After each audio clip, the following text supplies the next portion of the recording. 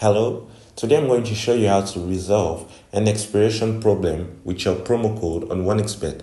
To achieve this, it's quite simple. Before we continue, I will advise you to create a professional OneXBet account.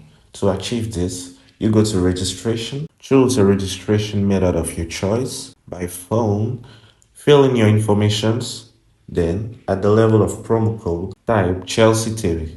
This promo code gives you a 300% bonus at your first recharge, which implies that if you put in 10,000, you get 40,000. First, you go to your menu, then to settings, and log out from your account.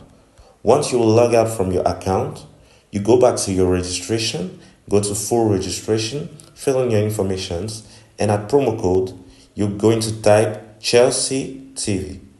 Once you do that, you will resolve completely your problem of expiration of promo code.